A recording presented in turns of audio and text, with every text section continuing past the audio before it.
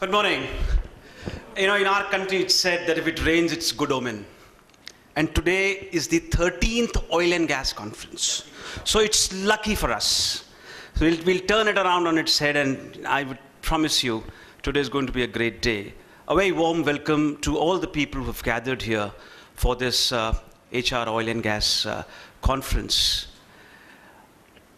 This oil and gas conference, I've been associated for a few years now.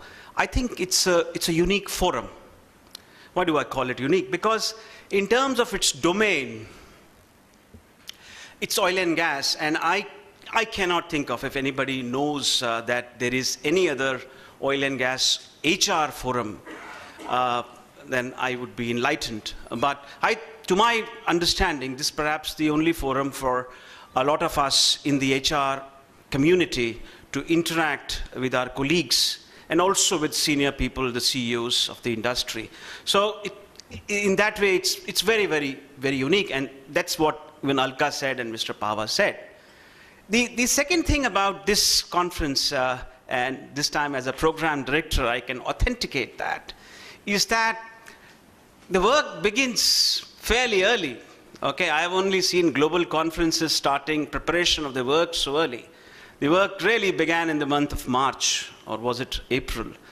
And you know, the steering committee was formed, and we met at various places. We met at SR, we met at L&T a few times, and over a lot of deliberations, we came to the theme, we came to the speakers, we came to the content. The point I want to make is that a lot of effort by the team, by the institute, has gone into making what is being presented. Today is a culmination of the effort over the last 6 months of this dedicated team. The third one is the stellar starcast. We have very eminent CEOs from the oil and gas industry. We have the stars of the oil and gas, the HR directors, HR heads of the oil and gas sector, the who's who in the oil and gas sector present here. And it's a great interactive forum for people to share their views and conceptualize and crystallize a few thoughts. Before I conclude, I just want to mention that we deliberated on a lot of themes this time.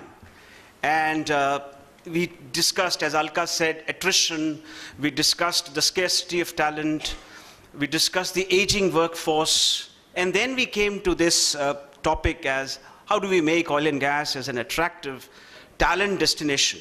Now, I was doing a research with some of my team members a few weeks back, a few days back, and I found out, and we dug into our literature, and we did a study, and we found that in the early 90s, if you look at the best companies to work for, there were 5 to 6 oil and gas companies, right?